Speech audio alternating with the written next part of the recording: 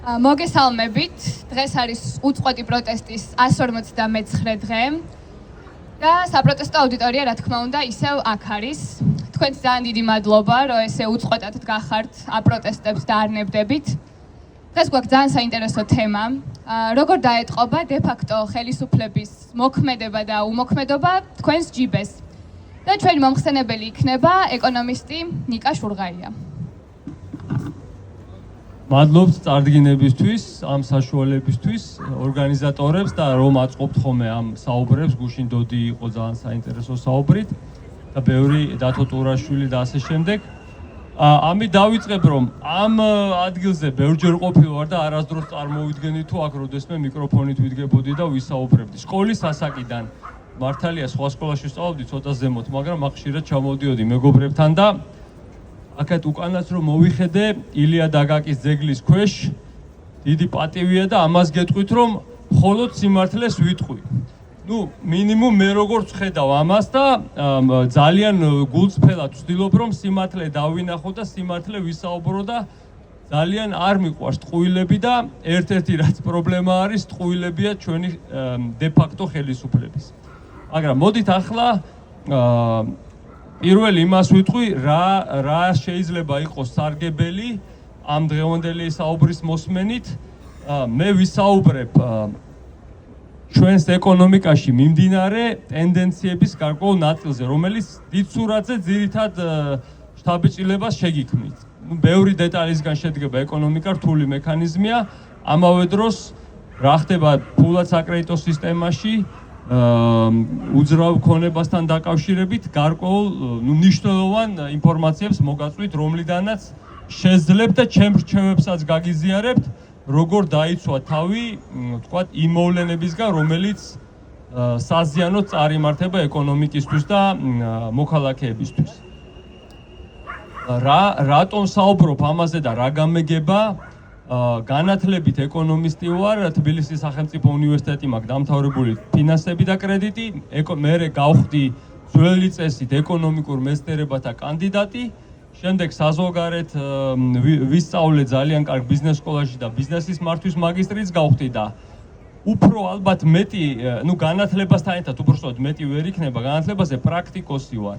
30 წელზე მეტი გავატარე ბანკებში, 5 ჯერ სხვადასხვა ბანკში ვიყავი დირექტორი და ამ საკითხებით ვინტერესდებოდი და 3 ჯერ ვიყავი, 4 ჯერ ვიყავი მონაწილე, ვთქვათ, მოლოდინების, როდესაც ვალუტა შესაძლებელი იყო, რომ ძალიან მნიშვნელოვნად გაუფასურებულიყო, დაწყებული 98 წელში, როცა იმდენი ფული ვიშოვე, რომ ჩემი საკანდიდატო დისერტაციის ბანკეტი გადავიხადე და კიდე 1-2 იმდენი დამრჩა.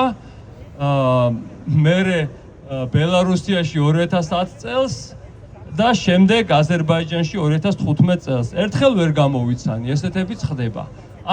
მე რასაც ვიტყვი, ეს არის რასაც მე ვაკვირდები და ანალიზით ვფიქრობ, რომ ასე მოხდება. თუმცა პირველი არა მაქვს რაღაც ესეთი კრისტალის ბურთი, რომ შიგ ჩავიხედო და ყველაფერი დავინახო და მეორე მნიშვნელოვანი საკითხია დრო. მე ვფიქრობ, რომ ეს საკითხები ყოველთვიურად თვალნათელი გახდება, თუმცა გარკვეულმა მოვლენებმა შეიძლება შეცვალოს. მაგალითად, ვთქვათ, როგორ წარიმართება უკრაინაში ომი და მშვიდობა იქნება და თუ არ იქნება და როდის იქნება და როგორ იქნება ეს მშვიდობა.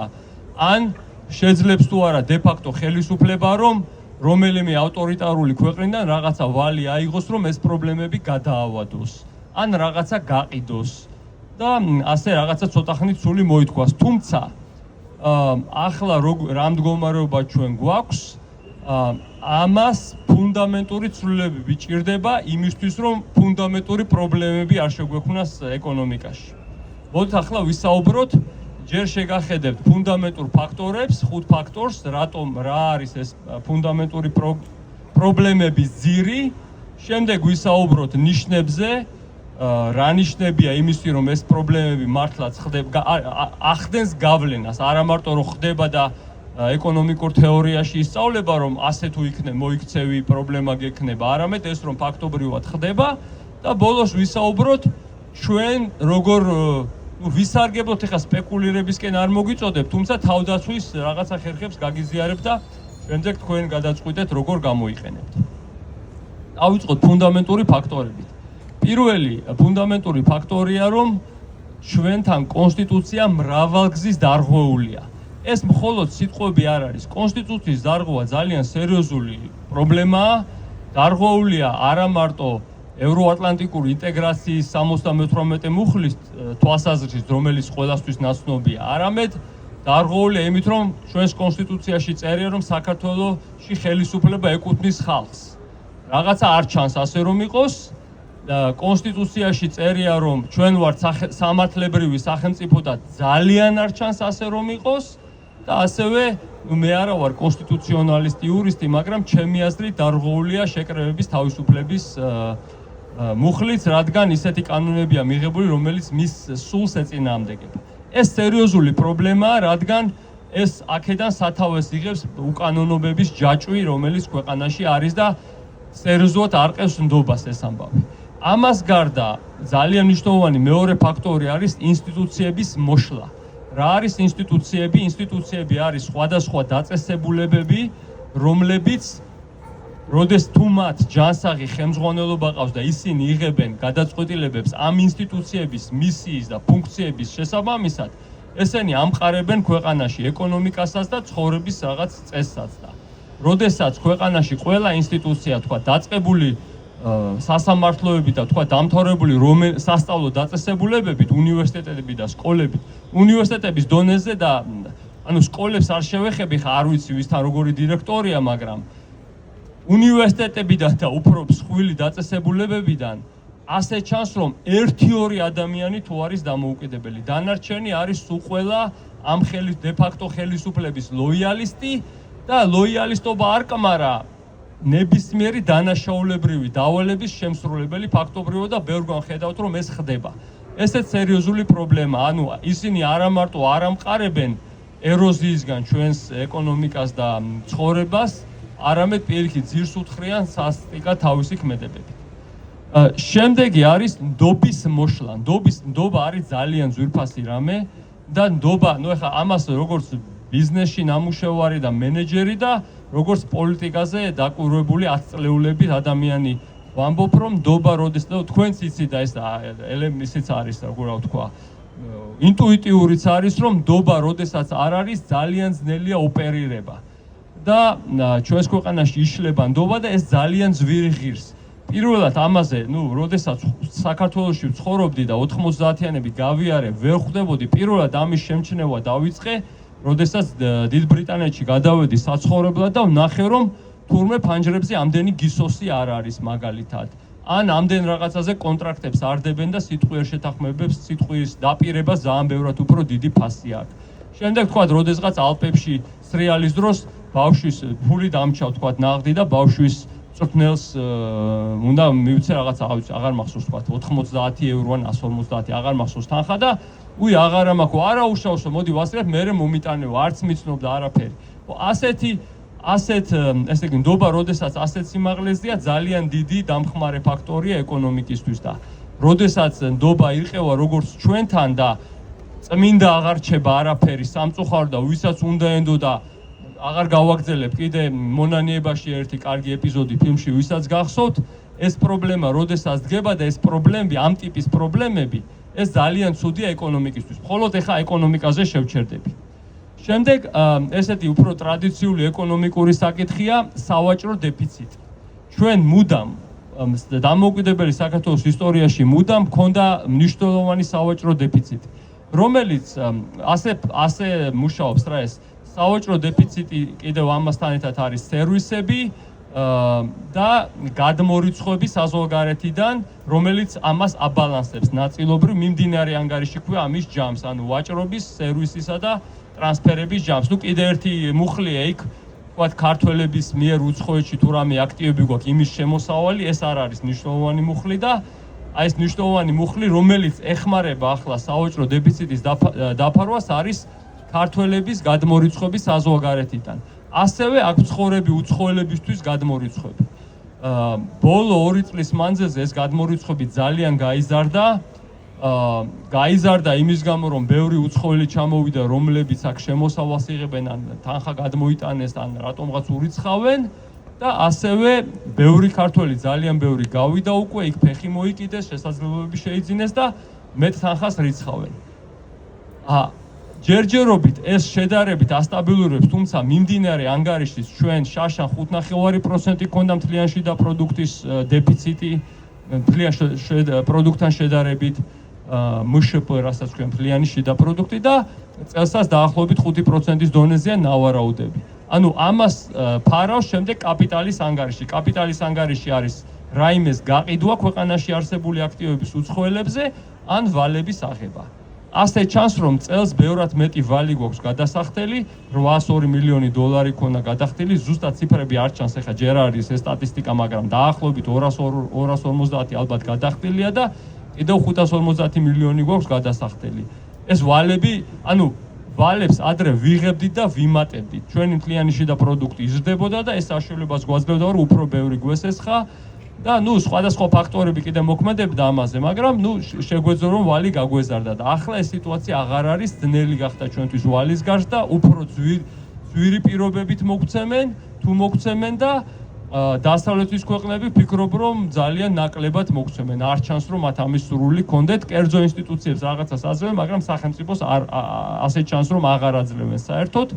შესაძლებელია რომელიმე ავტორიტარულმა ქვეყანამ ასესხოს, თუმცა ალბათ ძალიან იმათაც არ მოუნდებათ, რომ იფიქრებენ მე რამე რო იყოს, როგორ დავიბრუნებთო და რაღაცა, რა ვიცი, აი ლომბარდივით უნდა მივცეთ, ანუ რაღაცა, ვთქვათ, ანაკლია მივცეთ ვიღაცა ავტორიტარულ ქვეყანას, რომ თუ რამეა მე სპორტი წაიღოს და როგორც უნდა ისე გამოიყენოს და ესეთი არასასურველი მეთოდებით თუ საოჯახო ვერცხლს გავყიდით, ან რა ვიცი, მევახშესთან დავაგირავებთ ჩვენს ბინას, რაღაც ფულს მოვიტანთ, მაგრამ კარგი წყაროები აღარ გვაქვს.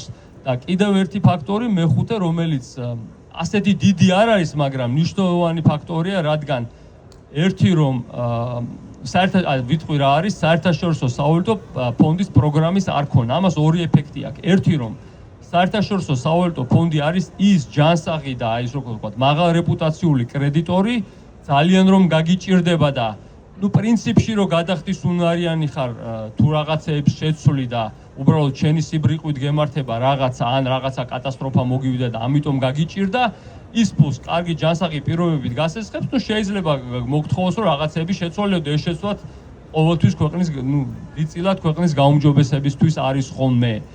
და ეს პროგრამა ჩვენ არ გვაქვს. არ გვაქვს ერთ-ერთი მიზეზი იმის გამო, რომ ინსტიტუციები არის მოშლილი, რაც მესამე პუნქტად გითხარით.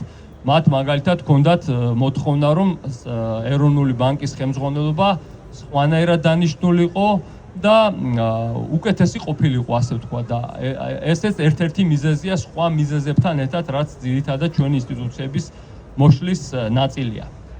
ასე ჩანს, რომ ეხლა ვფიქრობ რა, რატომ აკეთებენ ამას ჩვენი დე-ფაქტო ხელისუფლები?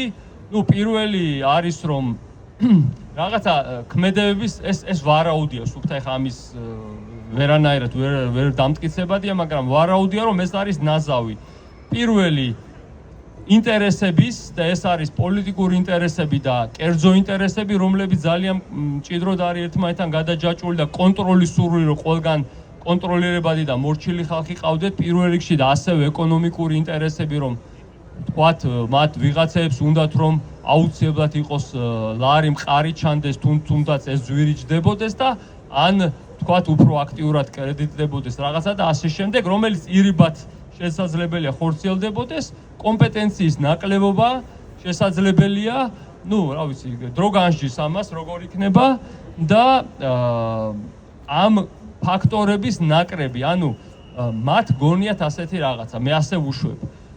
ესეთი საბავშვო ის იყო ხოლმე შეკითხვა. ხეზე ზის, ტოტზე ზის 5 ჩიტი. ერთს რომ ქვამოარტყას ბავშვმა, რამდენი დარჩება? ახლა რა ვიცი, რამდენი დარჩება, რომ ხო ეს კითხვა იცით და თუ ვინმეს გონია რომ 4 ჩიტი დარჩება, ასე იქცევა, როგორც ეს დე-ფაქტო ხელისუფლება იქცევა და ჩვენ ვიცით როგორ არის პასუხი. ეს აი როგორ უფრო მარტივად რო ვთქვათ, ეს ეკონომიკური ფუნდამენტური ფაქტორები, რაზეც მე გითხარით, არის როგორ გითხათ, აი როგორც პითაგორას თეორემით იხსნება გეომეტრიაში ბევრი საკითხი, ან გრავიტაციის ძალა რომ ვიცით რომ ამ ქაღალდს რო ხელი გაუშვოთ ძირს დავარდება, ასევეა ეს ეკონომიკური კანონები. დროთა განმავლობაში აუცილებლად იჩენს თავს. ზუსტად ასეთ ამ კანონების გამო ძალიან განსხვავდებოდა ჩრდილოეთ კორეა და განსხვავდება ჩრდილოეთ და სამხრეთ კორეა, ძალიან განსხვავდებოდა აღმოსავლეთ და დასავლეთ გერმანია და ბევრი სხვა ასე ვთქვათ ერი, რომელიც რამენაირად არის ესე გაყოფილი და სხვადასხვანაირ ერიან კუთხე ქვეყნის ნაწილი, რომელიც სხვადასხვანაირ ეკონომიკურ პოლიტიკას ატარებს. ხა მოდით შევხედოთ სად ჩანს, როგორ ჩანს რომ ეს პრობლემები მწიფდება. ძალიან მარტივი საკითხებია რომ ეკონომიკურის ნელდება, მე უკვე ეჭვი მიჩნდება, თუმცა ამას დასაბუთები ჯერ ვერ ვიტყვი, მაგრამ ჩვენი სტატისტიკის საიმედოობის მიმართაც ეჭვი მიჩნდება გარკვეული მიზეზებით. ერთ-ერთი არის თქვათ მშპ-ს დეფლატორი, ასე ქვია, ანუ რა არის ეს? მთლიანი შიდა პროდუქტი რომ იზრდება, ის იზრდება მიმდინარე ფასებით იზომება და შემდეგ გამოიყვანენ ხოლმე დეფლატორს სიბს, რომელიც ინფლაციის ტოლფასია, რომ გაზომონ რეალური ზრდა რამდენი იყო ინფლაციის გამოკლებით. ინფლაცია არის ფულის გაუფასურება, უხეშად ვიძახეთ, არ დავიწყებ ამის ზუსტ ახსნას და თუ ფული უფასურდება, ასე ვთქვათ და ასე იზრდება ვითომ გამომუშავება ქვეყანაში, ეს მათყო არ, ამიტომ უნდა გაზომოდა. ეჭვი მაქვს რომ ეს ციფრი შეიძლება შელამაზებული იყოს, მაგრამ არ მინდა ხა ამაში ჩაძიება. მთავარი საკითხია ეჭვს რა მიჩენს, როდესაც ვხედავ რომ ასეთი მოშლილია ინსტიტუციები და ვხედავ რომ პოლიცია ასე ასრულებს დავალებებს, სასამართლო სისტემა ასე ასრულებს დავალებებს, სავსებით არ გამიკვირდება რომ სტატისტიკის კომიტეტის ხელმძღვანელმაც ასე შეასრულოს დავალებები და რო ლამაზად ციფრები არ გამოჩნდება და აიწყონ შელამაზება, ან არ გამოაქვეყნონ. მაგალითად ერთი ფაქტია რომ ტურიზმში არ აქვეყნებენ ყველაზე მეტ შემომავალი ქვეყანა რომლიდანაა, რუსეთიდანაა ყველაზე მეტი ტურისტი, ამას არ აქვეყნებენ ელემენტარულად, მეორედან იწყება ეს ციფრები, ან საერთოდ არ ქვეყნდება. ეხლა შევხედოთ ესე იგი ასე ვიტყვი წინასწარ. ორი შესაძლო ბუშტი ჩანს. შესაძლებელია ეს ბუშტი ჩაიფუშოს ნენელა და ნორმალიზდეს და შესაძლებელია ძალიან ცუდად გასკდეს. ჯერჯერობით ბუშტის გაბერვის პროცესია. პირველი ეს არის ფულად საკრედიტო სისტემაში. ბოლო 2 წლის ციფრი, ახლა რასაც გეტყვით, ეს არის ყველა ბოლო 2 წლის ციფრები. ანუ 2023 წლის პირველი კვარტლის ბოლოდან ჩვენი ამ წლის პირველი კვარტლის ბოლომდე. ერთადერთი ციფრი არის წლის ბოლოსი, ეს არის მთლიანი სახელმწიფო ვალი, რომელიც 8 მილიარდ 200 მილიონი დოლარია და ეს ციფრი არ არის ჯერჯერობით გამოქვეყნებული მესამე კვარტლის.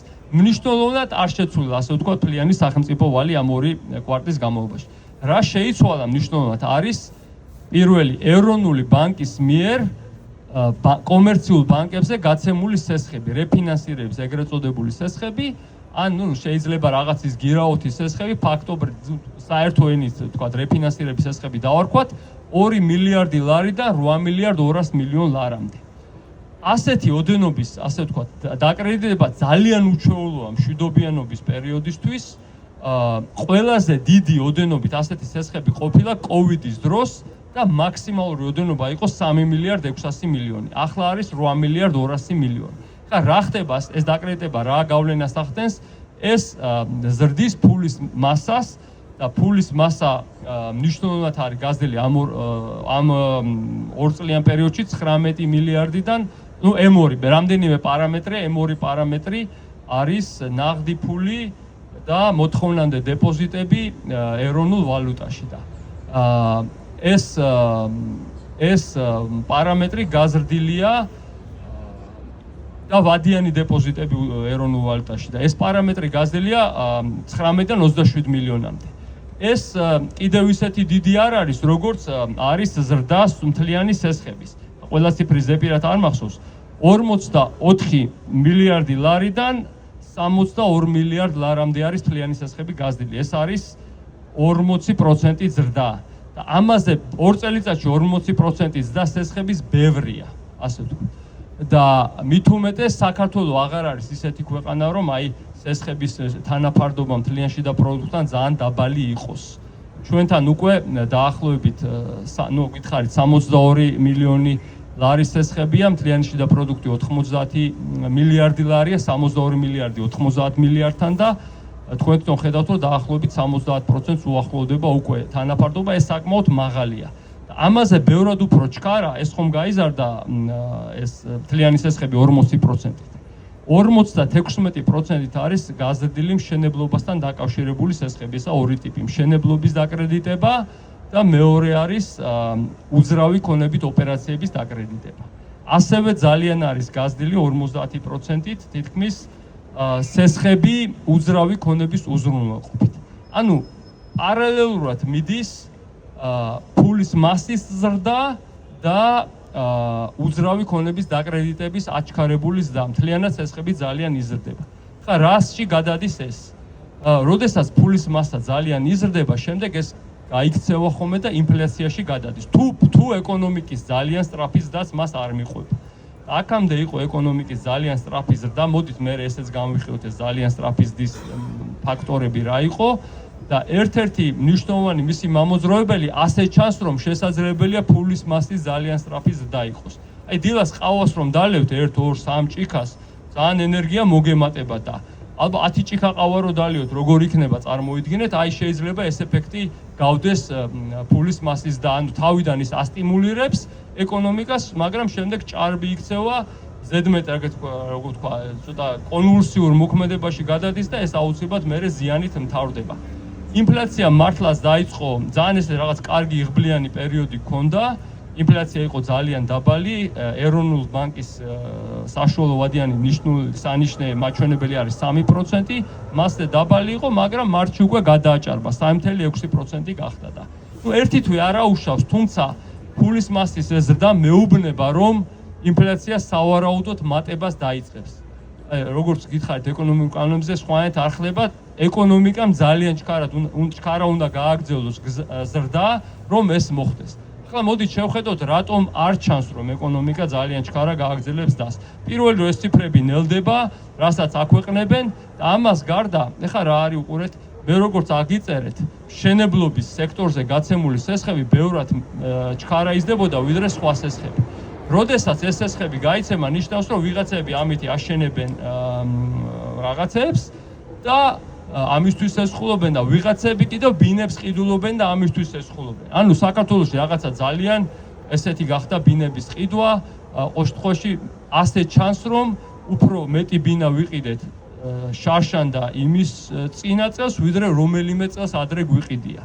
და ეს მომატებული მშენებლობა უსასრულოდ ვერ გაგრძელდება. ასე ჩანს, რომ უკვე ბოლო თვეების ინდიკატორებია, რომ გაყიდვები ამ სექტორში ეცემა. ეს რატო ხდება ახლა ეს დაცემა?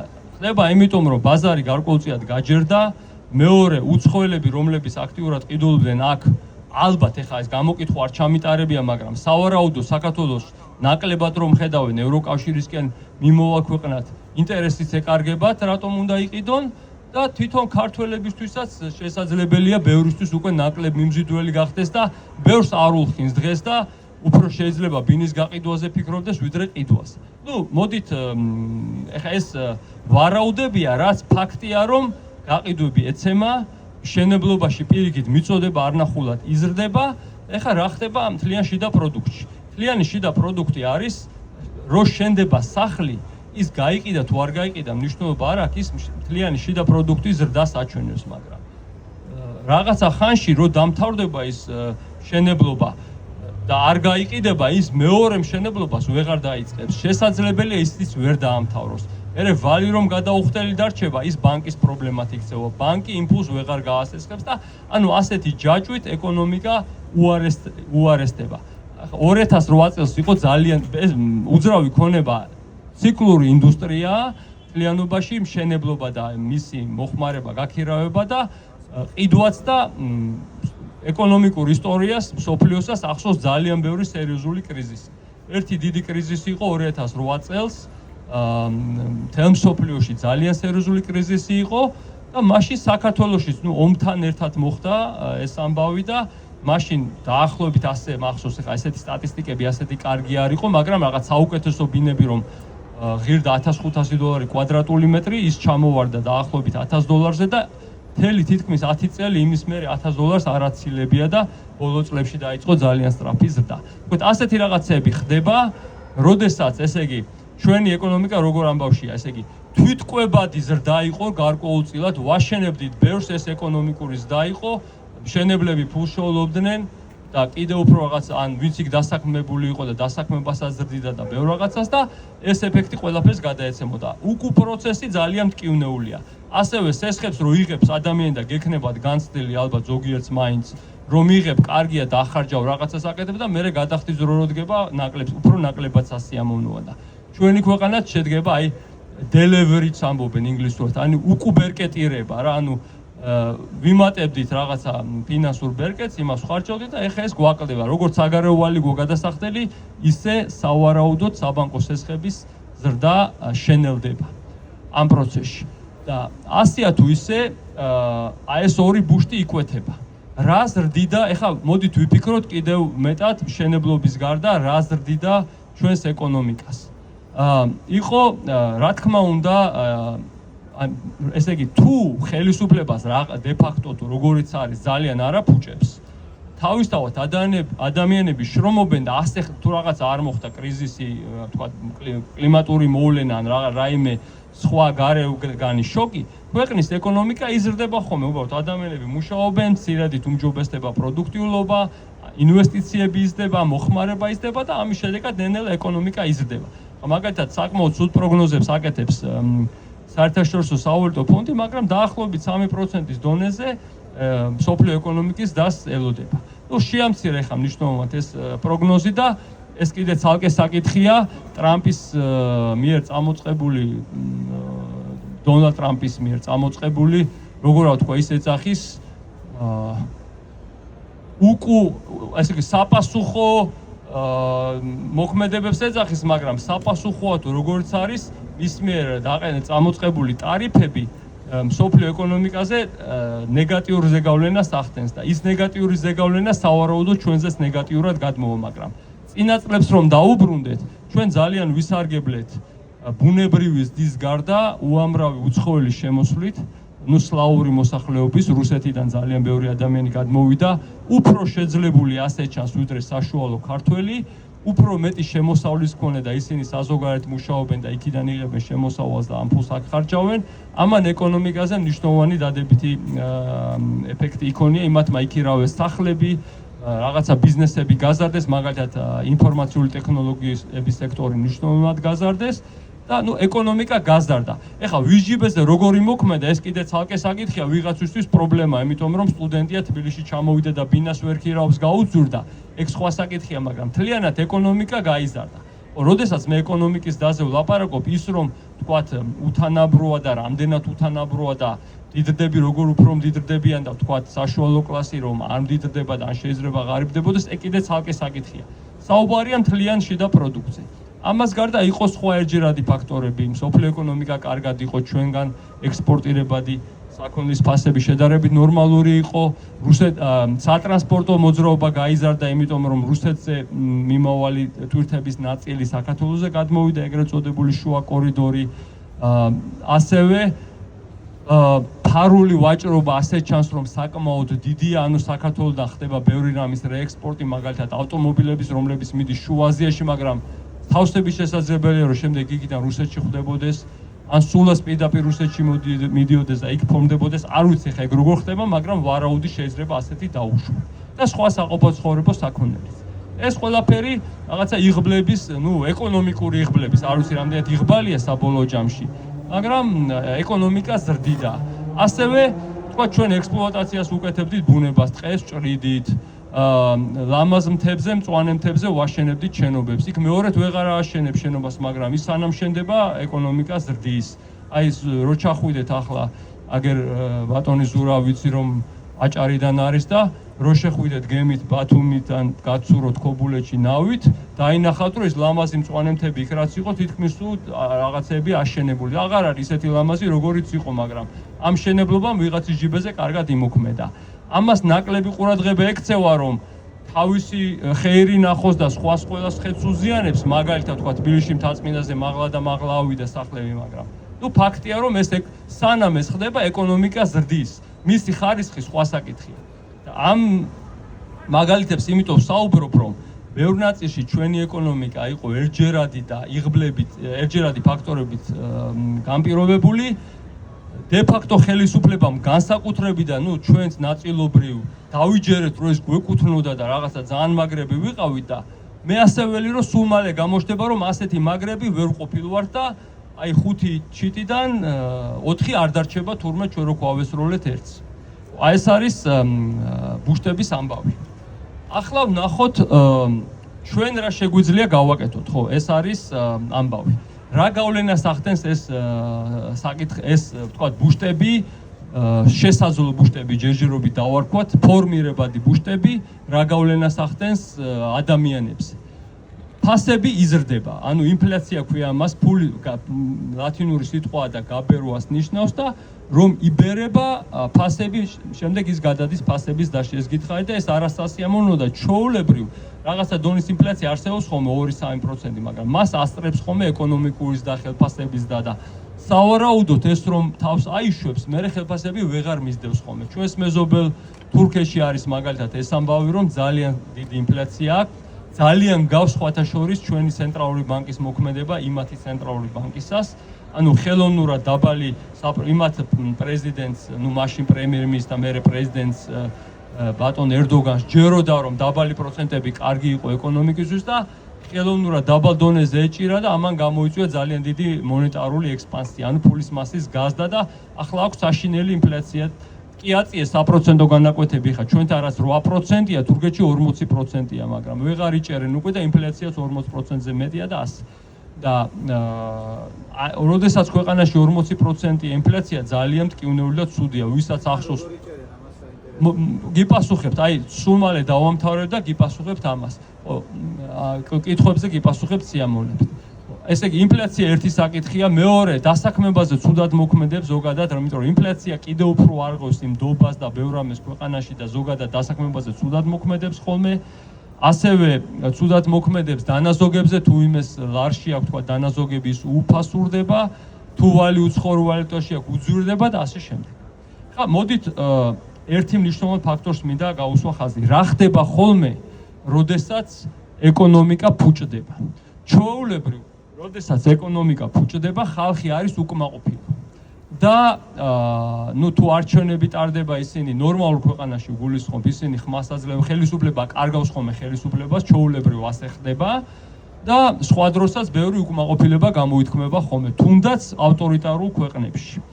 და ამ შემთხვევაში ჩვენ რა შეგვიძლია გავაკეთოთ? ჩვენ შეგვიძლია და სასურველია რომ ვაპროტესტოთ ხახნო და ის რასაც ჩვენ ვითხოვთ არჩევნებს და სინდისის პატიმრების განთავისუფლებას უფრო მეტად მოვითხოვოთ.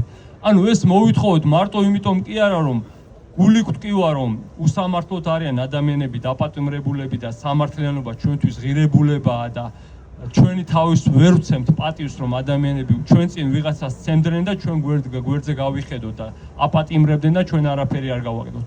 არა მარტო ღირებულებითი საკითხი, არამედ ჯიბითი საკითხია.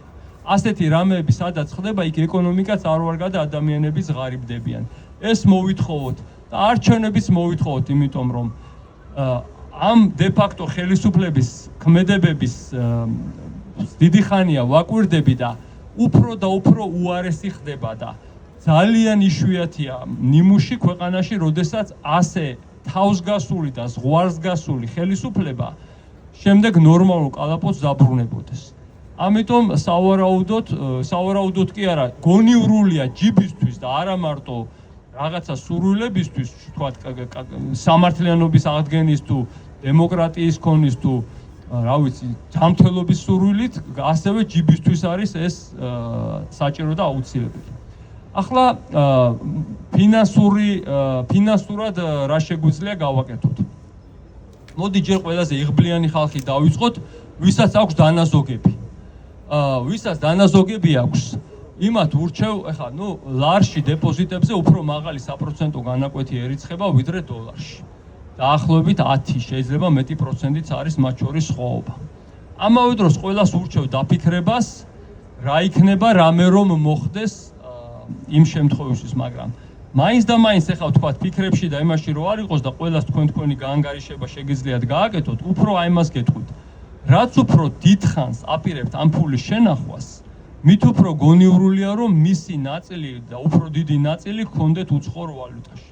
იმიტომ რომ საპროცენტო განაკვეთებში განსხვავება ეს სერიოზული დიდი ხანი არის, ახლა არ წარმოქმნილა და პერიოდულად ეს განსხვავება უყურეთ ეს რომ არ სწორდებოდეს ხოლმე შემდეგ ვალუტის კურსის ცვლილებით, მაშინ ქვეყანა ხალხი ჩამოვიდოდა საზღვარგარეთიდან, თავის დოლარებს და ევროებს დაახურდავებდა ლარებში, დადებდა ლარებში დეპოზიტებზე და ელოდებოდა ამ პროცენტებს შორის სხვაობას, აიღებდა და წავიდოდა ბედნიერი. ამ საპროცენტო არბიტრაჟი ქვია ამას.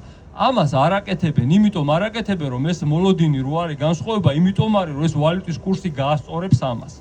ამიტომ ვიფიქროთ, როდის შეიძლება ეს გასწორდეს და ჩვენს საპირისპიროდ არ გასწორდეს. ანუ ჩვენ რო 10% განსხვავებას ვეხარბებით, 20 და 30%-ით პირიქით არ მოხდეს და თურქეთი ამას მკაფიოდ აჩვენებს. მაგალითად თურქეთში რა მოხდა დაახლოებით 7 წლის მანძილზე 20 ჯერ თითქმის გაუფასურდა მაგათი ვალუტა 20 ჯერ. მე თვითონ რო გითხარით რომ მომსწრე ვარ მეთქი დევალვაციების, აი 98 წელს მაგალითად საქართველოში 1.35-დან 2.05-მდე გაფუჭდა ლარი. ბელარუსში დაახლოებით 3000 რუბლი იყო დოლარი და 9000 გახდა. აზერბაიჯანში 78 კაპიკი იყო, ანუ იქაური დოლარზე მეტი იყო მათი ვალუტა და მანათი და 70 გახდა. ну განახევრდაზე მეტად ეს ვალუტა და ხო ასეთი რაღაცები ხდება ხოლმე. უბრალოდ დავფიქრდეთ ამაზე ზუსტად როგორ იქნება საქართველოში ძნელი სათქმელია, მაგრამ იმ ბუშტიდან გამომდინარე გზა მასეთი რაღაცებისკენ გვიჭირავს და განაჩენი დროის საკითხია. გითხარით კიდევაც თუ დაინახავთ რომ ამ ხელისუფლებამ გონი მოიკრიბა და ფუნდამენტური ფაქტორების გამოსწორება დაიწყო, ანუ ინსტიტუციებში კარგი ხალხის დანიშვნა, სამართლიანობა აღადგინა, ასე შემდეგ, მაშინ კარგად წავა საქმე. ან თუ რამე გავყიდეთ, თუ გაიგეთ, თუ რაღაცა გავყიდეთ და ან თქვათ კიდე ერთი ფაქტორი არ მიხსენებია, სასამართლო პროცესი გვაქვს წაგებული ნამახვანი ჰესის მშენებელ კომპანიასთან, ენკა ქვია იმას და 383 მილიონი დოლარი გვაქვს გადასახდელი, რომელიც კიდე ცალკე არ არის ჯერჯერობით არანაირ ციფრებში ნახსენები, ასე ვთქვა და ეგეც დამოკლეს מחვილივით კიდია ჩვენს თავზე, ანუ გადასახდელი გვექნება. მოდით ახლა დეპოზიტის ფლობელებიდან, ხო, ბოდიში კიდე ვალუტებზე ვიტყვი, ეს კითხვა არის ხოლმე ევრო თუ დოლარი. იცით რა არის? ევრო და დოლარს შორის ვაჭრობას არ გირჩევთ. თუ ერთ ვალუტაში ხართ, მეორეში გადასვა საკმაოდ ძვირია. ანუ იქ ბანკი რაღაცას გამოგართმევთ და მოიგებთ თუ წააგებთ, ეს არის სრული ლატარია. ეს ორი ვალუტა არის ძალიან ფართოდ ივაჭრება, ანუ მილიონობით ადამიანი ყიდულობს და ყიდის მას ყოველ დღე და შესაბამისად მაგ კურსის პროგნოზირება არის ფაქტობრივად შეუძლებელი. ყველაზე აი გათვითცნობიერებული და ყველაზე ტექნოლოგიებით აღჭურვილი ინვესტორების რაღაცა ძალიან პატარა ნაწილი აკეთებს ამას, ვაჭრობს და იმათ წლების გამოცდილება აქვს ამაში. წლების.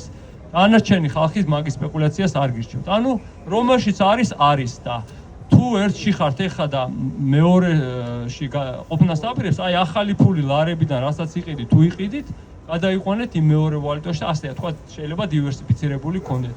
კიდე ერთი თქვა ნიშანი შეიძლება იყოს, რომ თქვა ბავშვი ყავთ სასწავლებლად სადღაც და იმას ურიცხავთ ფულს, თქვა ევროპაში. თუ ევროპაშია, სავარაუდოდ ევროში გექნებათ ხარჯები ან თუ იქ მოგზაურობას აპირებ და ის გადაიყვანეთ.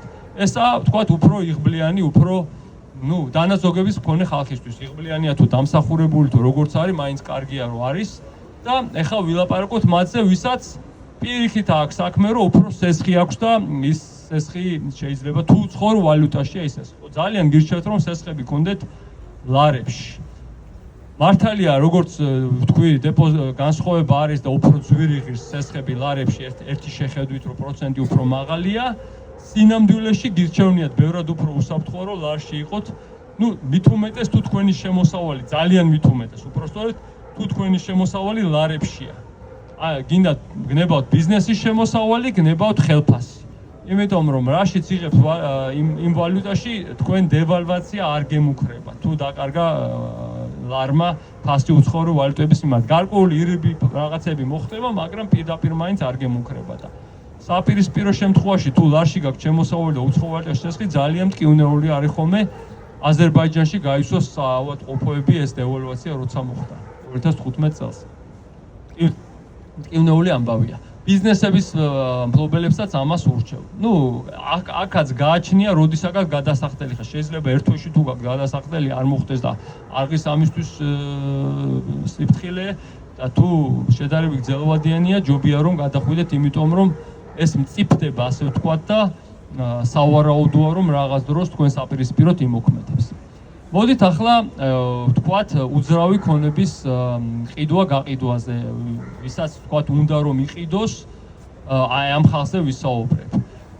პირველ რიგში ვიტყოდი ესეთ რაღაც მნიშვნელოვან ამბავს. აი ხა უყურებ ხოლმე რომ გამოდიან დეველოპერები და საუბრობენ, რატომღაც არ ვიცი, ესე ემთხვევა, შესაძლებელია რომ მაინც და მაინც ახლა გამოდიან და ბევრს საუბრობენ რომ ყველაფერი კარგად არის ამ ბაზარზე და ფასები გაიზრდება, აი ხომ ხედავ თვითღირებულება იზრდება, აი მიწა გაძვირდა, აი სამშენებლო მასალები გაძვირდა და უფრო იაფად როგორ გავყიდი.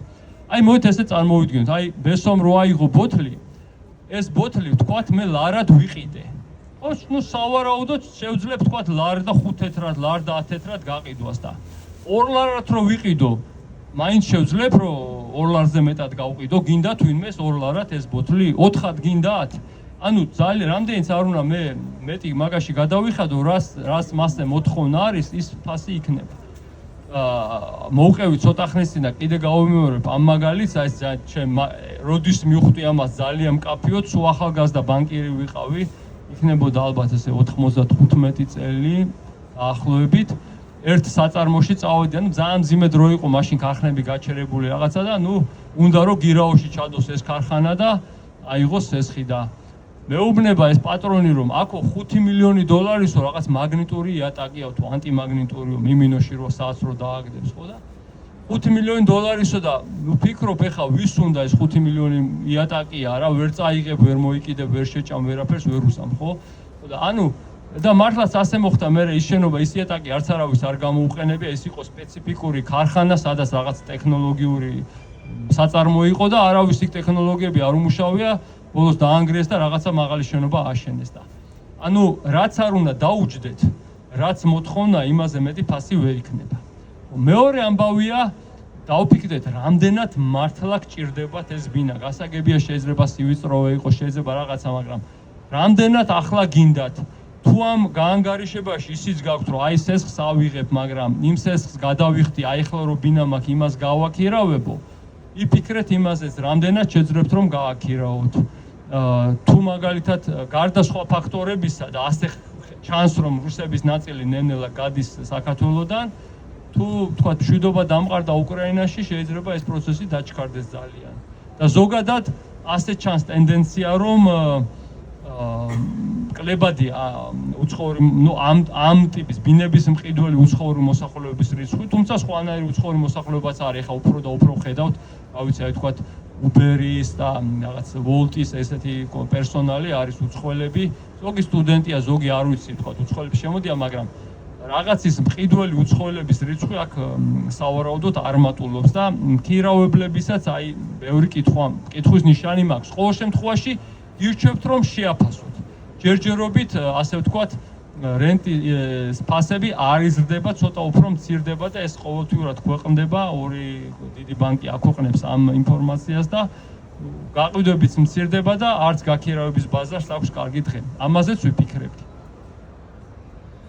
აი ასევე იფიქრეთ ცოტა დროზე რატომ მაინც და მაინც ახლა იმიტომ რომ თუ თქვენ ფიქრობთ რომ ეს გაძვირდება იმიტომ რომ ადრე ძვირდებოდა, აი ამას ძალიან გირჩევთ რომ გადასინჯოთ, იმიტომ რომ ძალიან ბევრი შანსია რომ რაც გინახავს ვეღარ ნახოს და გვემართოს და კარგახანი ჩვენ ჯერ ამ დე-ფაქტო ხელისუფლების მიერ შექმნილი პრობლემების გასწორებაში ვიყოთ. ანუ სამწუხაროდ, კიდევ ვიძახი ეს პროგნოზია, მე ვხედავ რომ არა მარტო ეკონომიკურის და ძალიან შემცირდება, არამედ ბევრი ისეთ ფუტუროს და პრობლემას დაგვიტოვებს ეს ხელისუფლება, რომ იმ დროისთვის, როცა ჩვენ მაგას შევცვლით და უკვე არის, რომ ამას კარგა ბევრი შრომა დასჭირდება და შესაბამისად ამის გამოც დაფიქრდით. აი ეს იყო ჩემი სათქმელი, რაც მინდოდა რომ თქვენთვის გადმომეცა და თუ რაიმე კითხვები გაქვთ, სიამოვნებით გიპასუხებთ. მადლობა რომ ისმინეთ.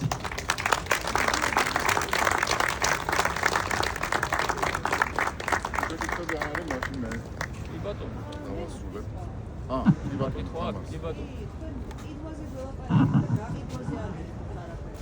უძრავი ქონების გაყიდვაზე? რა ვიცი, აი მე მაგალითად ერთი მიწის ნაკვეთი მაქვს რა და ძალიან ვცდილობ რომ გავყიდო.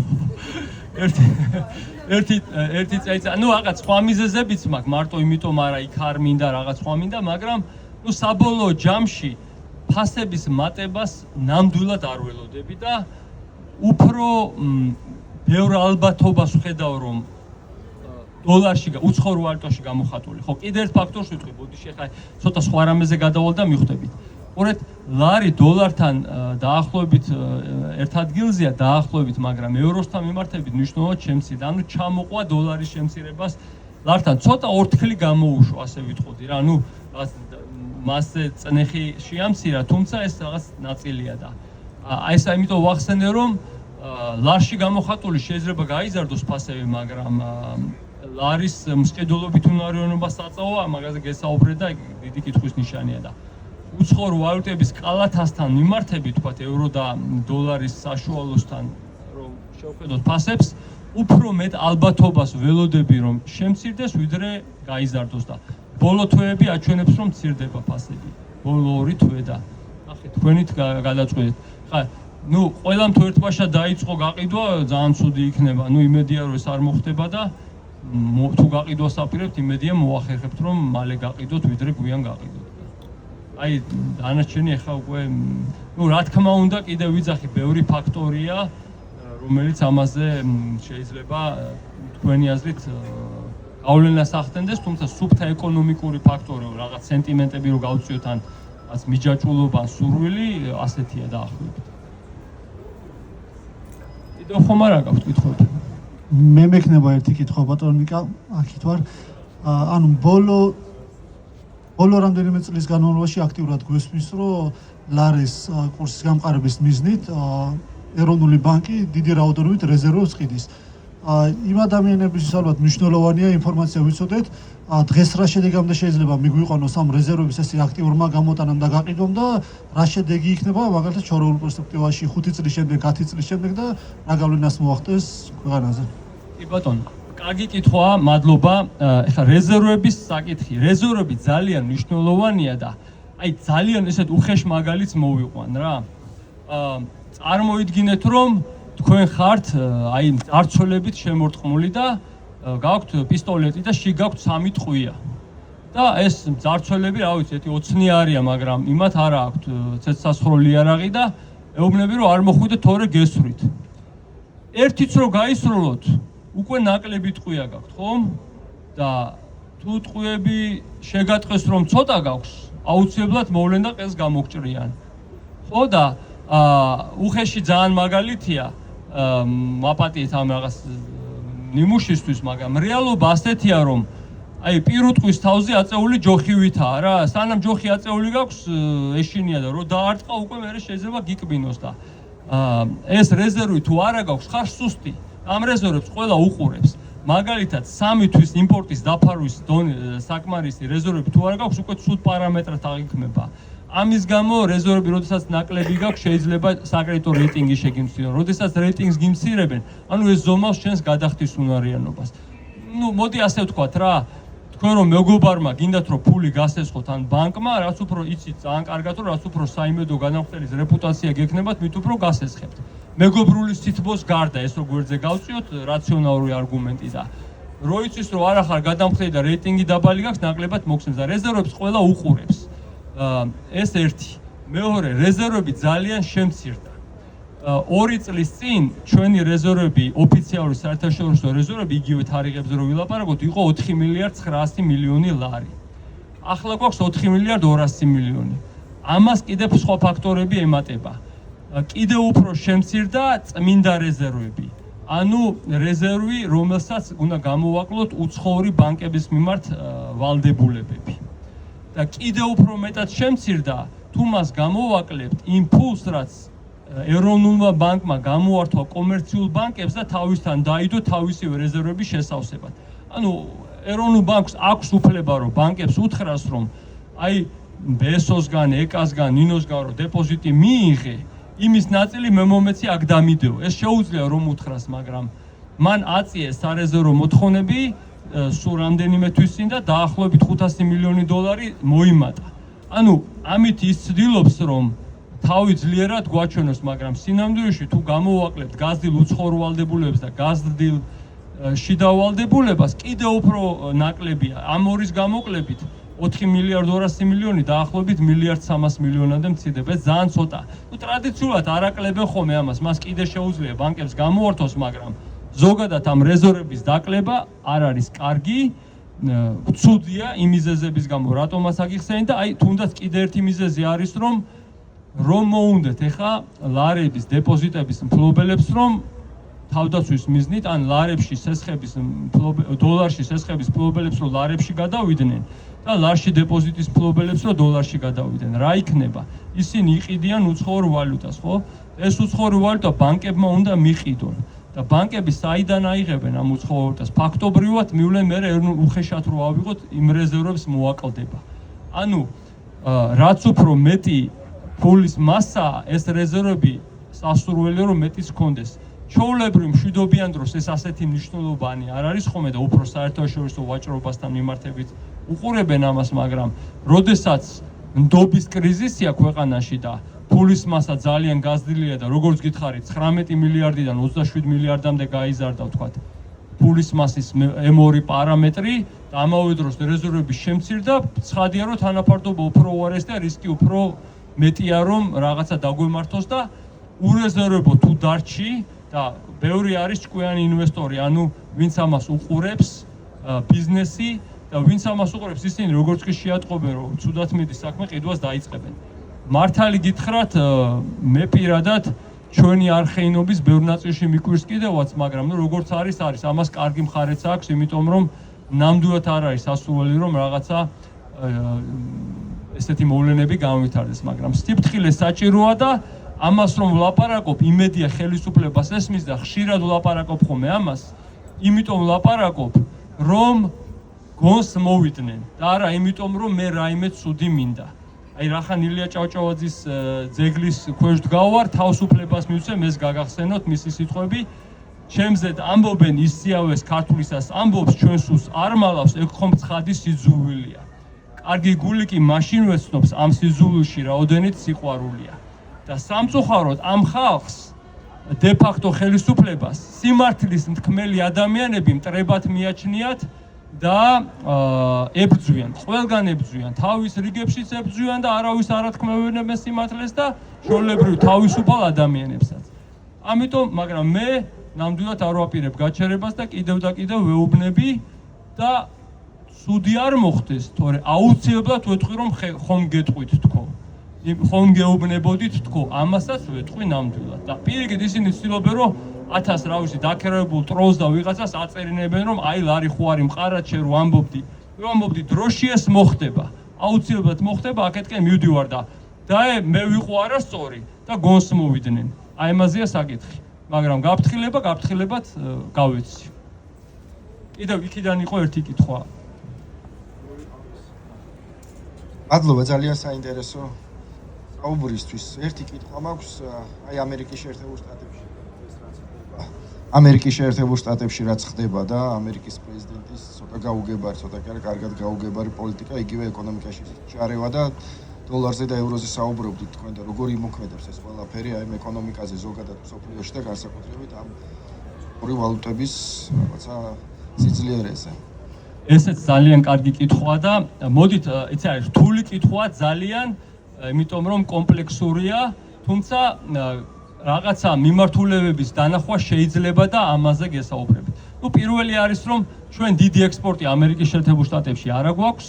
იმას 10%-ით რომ გაძვირდება, ცუდია, ალბათ რაღაცა წილად მოხმარება შემცირდება, გული მტკივა იმათვის, ვინც ამერიკაში ექსპორტს აკეთებს, მაგრამ დამანგრეველი არ არის, მოდი ასე ვთქვათ.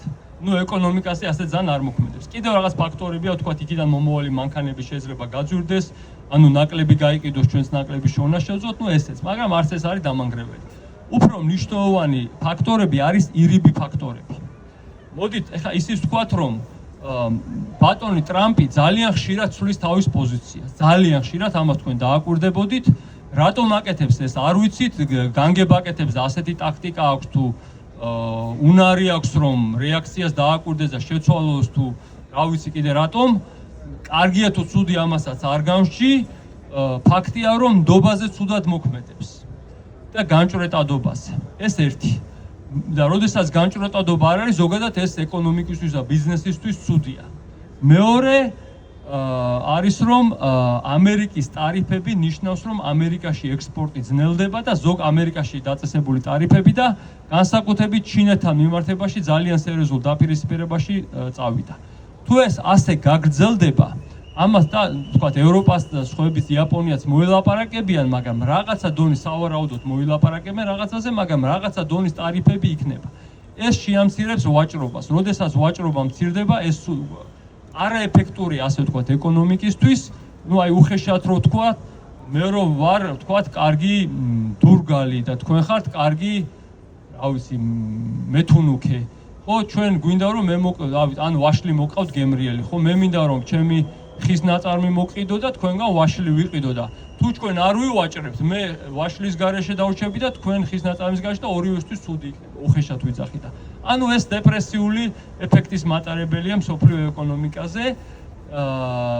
სავარაუდოდ ევროპაზეც, ჩინეთზეც და ამერიკაც იზარალებს ამითი თვითონ, იმიტომ რომ ჩინეთმაც მას დაუწესა მნიშვნელოვანი ტარიფები იმ ქვეყნებთანაც, როდესაც მოილაპარაკებს, ისე არ იქნება, რომ ყველამ შეირგოს. ეხლა ზოგი ვერაფერს ვერ იზამს. საქართველოს ზალა არა გვაქვს, როგორც ბატონი ტრამპი იძახის, კარტები არა გვაქვს და ამის შეჭმა მოგვიწევს. მაგრამ ქვეყნების დიდი ნაწილი ამას არ შეჭამს. ევროკავშირსაც აქვს საკმარისი ზალა, ცდილობენ რომ არ როგორ ვთქვა, რბილი ტონით და ისე ესაუბრონ, მაგრამ ჩათვალეთ რომ აუცილებლად რკინის ხელებით იქნება აქ საუბარი და შესაბამისად ამერიკაც იზარალებს ამითი. იგივე ჩინეთთან, ჩინეთი საკმაოდ თამამად ესვრის ხელთათმას, ასე ვთქვათ, გამოწვევას აძლევს და ანუ ეს დეპრესიულია ეკონომიკისთვის. ეხლა რეები შეიძლება მოხდეს აქედან. პირველი ქართველები რომ რიცხავენ ფულს საზღვარგარეთიდან და ან აქ ცხოვრებებს ურიცხავენ, შეიძლება ნაკლები გადმოურცხონ, იმდენი ვერ შეძლონ, იმიტომ რომ თუ ეკონომიკა ცუდად იქნება, ვიღაცა სამუშაოს დაკარგავს, ვიღაცას ნაკლებად გადაუხდიან. ეხლა როგორ მოხდება ზუსტად ძნელი სათქმელია, მაგრამ უფრო ცუდისკენ იმოქმედებს, ვიდრე კარგისკენ აქ ფულის გადმორიცხვას. ერთი ცუდი. ხო, ჯერჯერობით ამას შეიძლება ცოტა კარგათაც იმუშაო, იმიტომ რომ, ესე ჩანს გარეგნულად უხეშად, იმიტომ რომ, ლარში გამოხატული. ლარი ჩამოყვა დოლარს, გაუფასურდა ევროსთან მიმართებით. ქართველები, ვინც ევროპიდან რიცხავდნენ და ევროპაში ქონდათ შემოსავალი, ის ლარში გამოხატული უფრო მეტია. ანუ ჯერჯერობით ესე როგორ ვთქვა, არ ცუდად ძალიან არ გამოიხატა, მაგრამ და მომავალი უფრო ცუდი ჩანს, ვიდრე კარგი, ასე რომ ვთქვა, რო დაუშვათ. მეორე ფაქტორი არის ნავთობის გაიაფება. ნავთობის გაიაფება ნიშნავს ერთი მხრივ კარგია ჩვენ იმპორტიორი ვართ და იაფად ვიყიდით, მეორე მხრივ ცუდია, იმიტომ რომ ბევრი ნავთობის მომპოვებელი ქვეყნიდან ხდება ჩვენთან გადმორიცხვა ფულის და ინვესტიციები და ეს მცირდება, ეს როდესაც მცირდება, შესაძლებელია ზიანის მომტანი იყოს. ზუსტი წელი არ მახსოვს, მაგრამ 2015-16 წლებში დაახლოებით როდესაც ძალიან დავარდა ნავთობის ფასი, ლარიც დავარდა, იმიტომ რომ ისე აღმოჩნდა, რომ ნავთობის გაიაფების დადებით ეფექტთან ერთად უფრო მეტი მაღაზია ყოფილა თურმე იმ ქვეყნებიდან გადმორიცხვად. და მესამე არის ტურიზმი. როდესაც ფული არ აქვს, მოგზაურობის სურვილიც გივარდება, გიმცირდება და უცხოელები ვინც აქ ჩამოდიან, ნაკლებ კარგად რომ იგზნობენ თავს, ნაკლები ფული რომ ექნებათ, უფრო ნაკლებად ჩამოვლენ და სავარაუდოდ ტურიზმზეც ცუდად იმოქმედებს. ზუსტად რამდენი ძნელი სათქმელია, მაგრამ ზოგადად უფრო ესეც მეტად ძაბავს მდგომარეობას ჩვენთვის და ცუდის მომტანია, ვიდრე კარგის და აი ბუშტების გაბერვის ხიფაც კიდევ უფრო ზრდის. ეს იყო პასუხი. მე მგონი ბოლო იყო, სწორედ აიღალა ხალხი, მაგრამ კი ბატონო, მე მგონი რომ მნიშვნელოვანია SWIFT-თან დაკავშირებით მინდოდა ერთი კითხვა რა, ხა ეს საბანკო სექტორისთვისაც ძალიან მნიშვნელოვანია და თითოეული საქართველოს მოქალაქისთვისაც. ეროვნული ბანკი განიხილავს, როგორც გავრცელდა ინფორმაცია, რომ საქართველოს SWIFT-ის გარეშე თუ დარჩება, რა ალტერნატივა შეიძლება მათი მოიმოქმედონ, როგორი სისტემა შემოიღონ და რას მიუერთდნენ. ასევე თვითონ კოცებიც უკვე აქტიურად საუბრობენ იმაზე, რომ აი როგორც ვიზა ლიბერალიზაციაზე ამბობენ, რომ ეს ციური მანანა არ არის, ასევე SWIFT-იც საკმაოდ დიდ დანახარჯებთან არის თითქოს დაკავშირებული. თუ მოხდება ისე და საქართველოს ჩაეხსნება SWIFT, ამ შემთხვევაში რა შედეგები შეიძლება იყოს და რა რისკები შეიძლება იყოს ქვეყნის ეკონომიკისთვის ეს და აი ამასთან დაკავშირებით მინდოდა რომ გესაუბრო. კეთილი, მნიშვნელოვანი კითხვაა. მე ასე ვიტყვი, საქართველოს SWIFT-ი აქვს კონკრეტულ SWIFT-ი არის საერთაშორისო გადარიცხვების სისტემა, საქართველოს არა. კონკრეტული ბანკები სარგებლობენ ამ სისტემით. თუ კონკრეტული ბანკი რომელიმე ჩაეხსნება, ძალიან ცუდი იქნება იმ ბანკისთვის. და გააჩნია რა ზომის ბანკი ჩაეხსნება, იმ ზომის პრობლემები გვექნება და ძალიან არ მინდა ახლა ამ თემაში რომ წავიდე, იმიტომ რომ ისეთი ცუდი შეიძლება იყოს, რომ ძალიან არავის არ მოგვეწონება და როგორც ამბობენ, თვითფრინავშიო ბომბაზე არ საუბრობენო და არ გვინდა ეხა ეს ვიტყვი რომ ძალიან ცუდი იქნება. ამასაც ვიტყვი რომ ამ ალბათობას ჯერჯერობით დაბლა ვაფასებ. ანუ იმედი მაქვს ძალიან რომ ეს არ მოხდება. იმ ბუშტებზე რომ ვისაუბრეთ, ბევრად უფრო მაღალია იმის ალბათობა, ვიდრე თქვა SWIFT-დან ჩახსნის, თუმცა ნუ ეს ხიფათიც არის. დიდი მადლობა. ისმენთ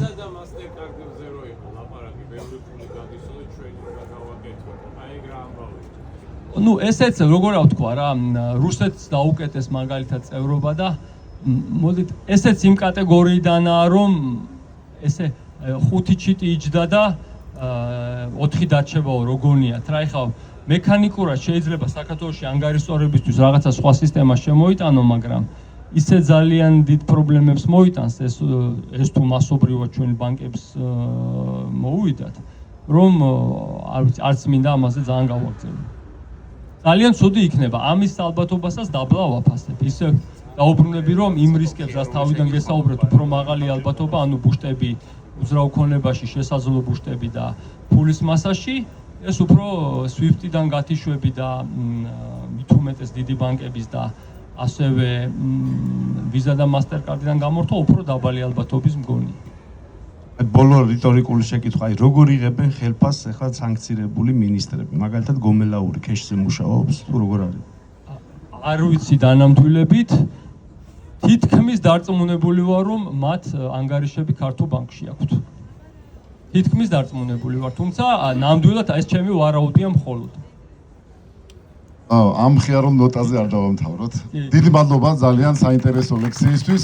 სანამ პატარა განცხადებას გავაკეთებ, ჩვენ საპროტესტო აუდიტორიაში გვაქვს ესეთი ტრადიცია, ვინც ცოდნით აიარაღებს ჩვენს თანამებრძოლებს, პატარა გულსავნებით ვაჯილდოვებთ ხოლმე, სადაც გამოსახულია ეს არაჩვეულებრივი ძეგლი.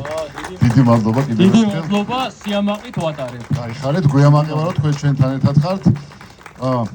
პატარა განცხადებასავით, არ ვიცი, პატარა ჩემი ისტორია უნდა მოყვე არჩევნებამდე 2024 წლის არჩევნებამდე ეგეთი მისია მქონდა საკუთარ თავთან დაწესებული, რომ მომეძებნა ადამიანი, რომელიც 10 ერთხელ არ იყო არჩევნებზე ნამყოფი და მიმეყვანა. ერთის მაგივრად 9 აღმოჩნდა ჩემ გარშემო სამწუხაროდ, რომელთანაც შემეძლო ესე თამამად მისვლა და ესე მეთქვა რომ წამო არჩევნებზე და 9-ვე მივიყვანენ. ну მართალია შედეგი ვერ დავდეთ ისეთ როგორც სასურველი გქონდა, მაგრამ ну ეს მისია შევასრულე და ეხაც ამ მისიას ვაკისრებ ჩემ თავს. ერთი ადამიანი მაინც თუ რომელიმე არ არის ნამყოფი ჩემს საახლობლოში ან სანათესაოში ან იმ წრეში სადაც ვტრიალებ, რომელიც აქციაზე აი აქ არ არის ნამყოფი, მისია დაუკისრე ჩემ თავს, რომ ერთი დღე მაინც მოვიყვანო და უბრალოდ გავაცრო ის ადამიანები, ის თანამებრძოლები, რომლებიც ძალიან დიდი ხანია ერთად ავართ. თითქმის უკვე, რავი, ნათლი მირონობის საკითხების წდება ხოლმე, როგორც ქართულად ხდება ხოლმე და ეს მისია დაუკისრეთ ჩემ თავს და რავი, ამ მისიას შევასრულებ აუცილებლად. ძალიან დიდი მადლობა, საპროტესტო აუდიტორია გააგრძელებს ყოველდღიურად. თითქმის ხვალას ძალიან საინტერესო საღამო გვექნება, ჩვენ წავიკითხავთ პატიმრების, პოლიტიკურ პატიმრების წერილებს და იქნება კიდევ პატარა სიმღერისა და კლიპის პრეზენტაცია. ხვალას საინტერესო საღამო იქნება, ბრძოლა ბოლომდე ცეცხლი ოლიგარქიას. მადლობა ყურადღებისთვის.